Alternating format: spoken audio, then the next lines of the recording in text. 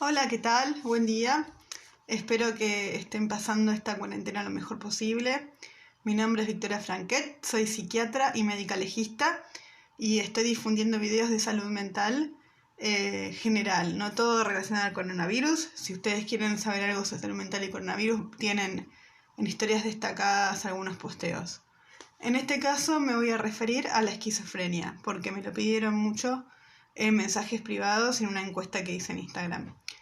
La esquizofrenia es como una de las enfermedades más paradigmáticas de la salud mental, de la psiquiatría, y es una de las enfermedades que por mucho tiempo fue difícil de tratar. Actualmente, por suerte, desde la década del 50 en adelante, hay una industria farmacológica mucho más específica para esta medicación que trata los síntomas, tanto positivos como negativos de la enfermedad. La esquizofrenia está dentro del grupo de la psicosis. Una psicosis es una enfermedad que puede generar que la persona no pueda diferenciar entre la vida real y la fantasía. Se le confunde, hay un límite que se mueve. Las psicosis son un grupo grande de enfermedades, algunas son crónicas y otras psicosis son más temporales. Y hay algunas psicosis que van evolucionando en brotes y tienen recaídas y algunas psicosis que no. En este caso, la esquizofrenia es una de estas psicosis crónicas que puede ir evolucionando con brotes, es decir, con momentos en los que se reacrudece más la enfermedad y momentos más silentes que tienen menor cantidad de síntomas. Esto sucede generalmente cuando el paciente no está medicado. Cuando el paciente está bien medicado, lo cual a veces es difícil de lograr, puede haber periodos más largos de carencia de síntomas, de desaparición de los síntomas, o incluso momentos de gran estabilidad en los que no aparece ninguno de ellos. Vamos a hablar de los síntomas. Los síntomas de la esquizofrenia se dividen en positivos y negativos. Positivos no en el sentido de que sean buenos, sino en el sentido de que generan alguna alteración que se puede evidenciar. Estos síntomas positivos se dividen en alteraciones conductuales, como por ejemplo la impulsividad, alteraciones del pensamiento y de la percepción. Dentro de las alteraciones del pensamiento tenemos los delirios. ¿Qué son los delirios? Los delirios son ideas erróneas que cuando se las contrasta con la realidad, el individuo sigue percibiendo que son ciertas. O sea que tienen certeza absoluta de que esa idea es cierta, aunque uno les esté demostrando que no. Hay distintos tipos de delirios. Les voy a nombrar algunos. El más común es el delirio paranoide, que es un tipo de delirio persecutorio en el cual la persona supone que o lo están persiguiendo, que la gente los quiere perjudicar de algún modo. Hay distintas gravedades de este tipo de delirios. Está desde el delirio persecutorio, que es un tinte de humor, que es algo leve y es más que nada como una forma de ser, en el que la persona supone que lo pueden perjudicar, pero esto no le afecta en su calidad de vida. Y después están los delirios persecutorios, mucho más graves, que pueden ser sistematizados o no, es decir, que tengan toda la vida alrededor de ese delirio, que solo sean unas ideas que no correspondan, que no tengan un núcleo y que no afecten toda la vida, sino que sean ideas separadas entre sí. Las ideas delirantes, cuando son sistematizadas, generalmente toman toda la vida de la persona y si no está bien medicado puede generarle afectaciones tanto en los vínculos con los demás, que suelen perderlos porque confían cada vez menos en la gente, como problemas incluso a veces con la ley. Algunos delirantes crónicos pueden llegar a hacer muchas denuncias a los vecinos o generar y la idea de que el Estado los está persiguiendo y sufren mucho por esto. Otro de los síntomas positivos de la esquizofrenia son las alucinaciones. Las alucinaciones son percepciones, es decir, son como imágenes que uno tiene o sensaciones que uno tiene que no son con un objeto real, es decir, es la percepción deformada de un objeto real.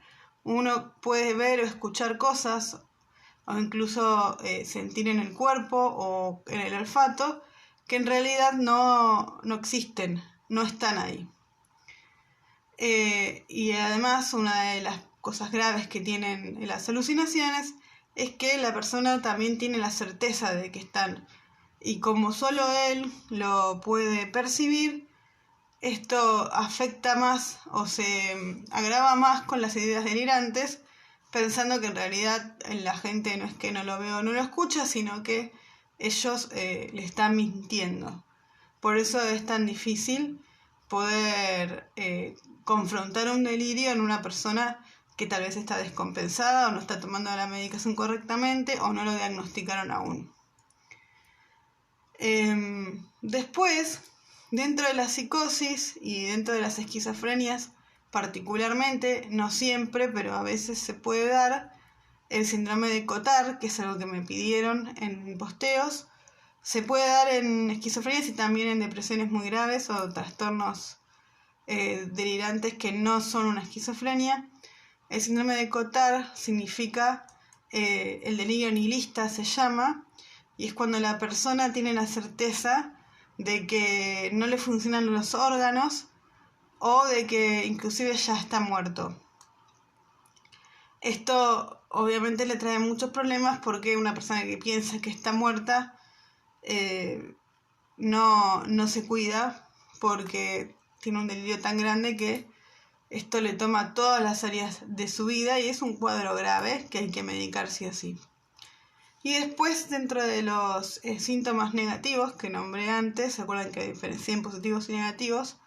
Los síntomas negativos se caracterizan más por la falta que por algo que se pueda evidenciar clínicamente. ¿La falta de qué? La falta, por ejemplo, de motivación es una de las cuestiones más graves de la esquizofrenia y una de las más difíciles de tratar aún con medicación, porque la persona muchas veces tiene aislamiento psicosocial, es decir, no tiene muchos vínculos, se queda mucho tiempo en la casa sin hacer nada, le cuesta generar interacción con los demás y sobre todo a veces ni siquiera tiene ganas. Esto no es con todos, igual por supuesto, cada persona es distinta, pero es una cuestión que se ve frecuentemente. Y después algo que les puede pasar en estados más avanzados de la esquizofrenia, que no todos llegan a eso por suerte, es el de deterioro cognitivo, que el deterioro cognitivo es algo así como una demencia, para que ustedes puedan entender, es la pérdida de las funciones cognitivas superiores o la disminución de la memoria, de la atención y del juicio, llegando la persona muchas veces a un estado en el que no puede valerse por sí mismo. Otra cuestión de la esquizofrenia, además del deterioro cognitivo, es el defecto afectivo. ¿Qué significa esto?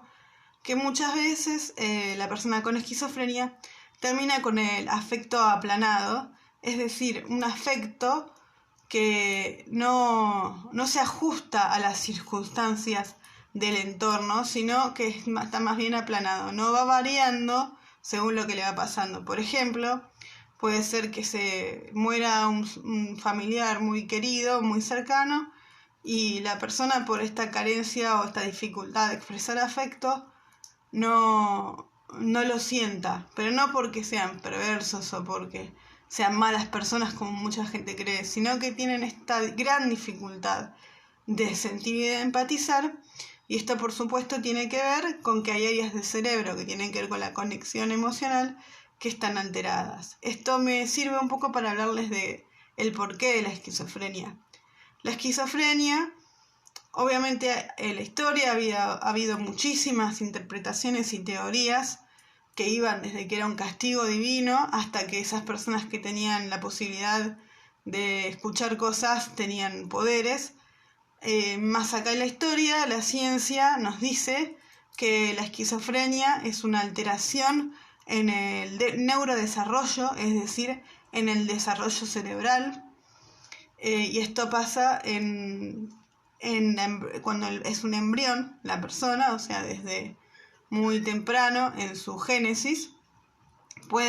Hay evidencia de que esto puede llegar a pasar ya en la tercera o cuarta semana, cuando los neuroblastos, que es lo que se van a transformar en las neuronas luego, migran de un área a otro del cerebro, y esto lo hacen con un patrón alterado, es decir, es como si se perdieran las neuronas y no van donde deberían ir. Esto que causa que luego cuando la persona nazca ya tenga una disfunción en la producción de neurotransmisores, que son estos mediadores químicos que generan, cuando se secretan, todo lo que nosotros conocemos, las percepciones, la conducta. Entonces, se cree que la esquizofrenia es una alteración en la secreción de estos neurotransmisores, sobre todo de la dopamina, por lo cual no es algo que se pueda generalmente tratar solamente con una psicoterapia, si bien ayuda mucho. También es importante el tratamiento combinado con fármacos que regulen la producción de estos neurotransmisores que están alterados. Es una enfermedad crónica, por lo tanto la medicación debe darse de por vida. Más allá de esto, aunque sea una enfermedad crónica, es una enfermedad que bien tratada y con los apoyos psicosociales adecuados, es decir, con una familia que pueda estar presente, y si no es con una familia, con la ayuda de personal capacitado, acompañantes terapéuticos, psicólogos, terapistas ocupacionales, el apoyo de hospitales de día en algunas circunstancias en las que la persona no puede trabajar y necesita estar en contacto con otros para estimular diferentes áreas de su cerebro.